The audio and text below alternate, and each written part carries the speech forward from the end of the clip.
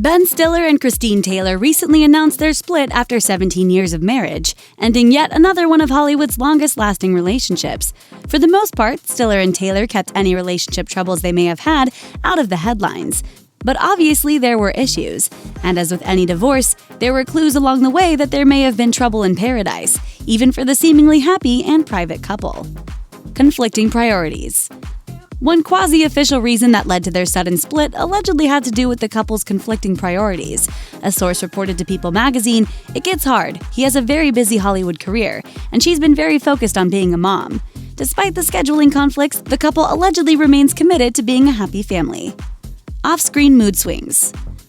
There's always been a sharp contrast to the Ben Stiller audiences see in his comedic performances and the Ben Stiller in real life. In a 2010 interview with Rolling Stone, Stiller was described as having a dark weight that seems to burden him.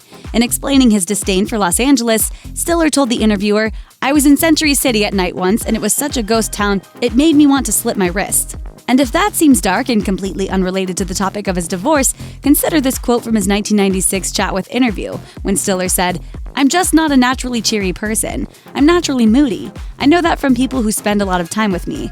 People who spend a lot of time with me may not wish to spend a lot more time with me." That's a 24-year span of apparent misery, and his marriage to Christine Taylor occurred right in the middle.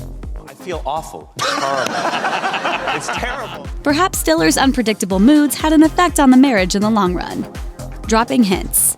In 2011, Stiller talked about his marriage in a cagey kind of way that indicated he and Taylor had worked through some significant strain, telling The Hollywood Reporter, "It's very easy for a relationship not to work if both people aren't committed to it. We've gone through ups and downs, but it's all been leading toward us becoming more and more connected. We're very, very happy together." Stiller also offered another clue later in the interview that indicates he not only struggles to find a proper work/life balance, but he also keeps his feelings caged up to do it, saying, "To balance it all is hard, but it's very important to me. You reach this point in your life where you go, I have to take stock. If you're just going, it's very easy not to stop and feel things." Work stresses might not have been the make or break factor of the split, but it certainly sounds like it was at least part of the problem. Bad rep. Stiller has openly described himself as difficult to be around, which is a sentiment that apparently extends to the set as well. Well, I thought that we we were... huh? Yeah, well, that didn't really work out too well for it, did you, idiot? What are you, a moron, huh? And there's no shortage of Hollywood anecdotes about Stiller's legendary status as a diva. Paper Magazine's editorial director Mickey Boardman once told BuzzFeed that Stiller was pretty horrible on a photo shoot during which the actor constantly complained. A similar sentiment was revealed in the infamous Sony hacks, which uncovered an email by chairman Tom Rothman, who called Stiller a talented, albeit horrible human being. Then there are the stories from the unfortunate people who have worked for Stiller. On her blog, someone who calls herself Miss Banshee recalled her experience working for a day as an extra on Zoolander. She claimed Stiller whined and complained incessantly, threw temper tantrums at the crew, and was placated only by his very smiley and very blonde wife when she brought him Starbucks. What's the matter with you? It's only a game, fucker! Taylor may have grown tired of being the coffee-bringing presence of calm in his life after a while. Career stallouts. With a string of critical and commercial flops like The Watch, The Secret Life of Walter Mitty, and Zoolander 2, Stiller's only real Hollywood lifeline was the Night at the Museum trilogy, which performed well at the box office while it lasted.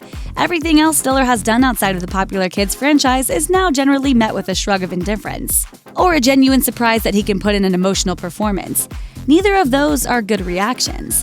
Taylor, whose career has been a smattering of brief appearances in notable projects like Curb Your Enthusiasm and Arrested Development, is perhaps still best known for playing Marcia in 1995's The Brady Bunch movie. Dinner's ready? Oh, my nose! The strain of their respective Hollywood struggles could have easily affected their marriage as well. Off-screen woes. Ben Stiller was diagnosed with prostate cancer in 2014, which he and his family kept a secret for 2 years. At first, I didn't know what was going to happen, so I was scared. I was scared. I didn't know. The one thing that it does is it just stops everything in your life. After surviving the disease, he wrote a 2016 essay on Medium in which he advocated for a controversial cancer screening called PSA testing, which caught flack from physicians. Then, amidst Stiller's cancer battle, his beloved mother, Ann Mira, passed away in May of 2015. In an interview with Parade, Stiller said that his mom was the person he most looked up to for her point of view, her humor, and that her death affects him constantly. Given the nature of Stiller's consistently gloomy demeanor, the 1-2 punch of a cancer diagnosis and the passing of his mother likely had a seriously negative effect on his marriage. Despite their troubles, the two have put on a brave face together for the sake of their children and one slick dodgeball reunion with the rest of their former fellow cast members. Yes, I am sticking with the hair choice. Hello, Kate. So whatever broke their romantic relationship up, there's clearly no bad blood left in the water where the cameras are concerned. Thanks for watching. Click the Nicki Swift icon to subscribe to our YouTube channel. Plus, check out all this cool stuff we know you'll love too.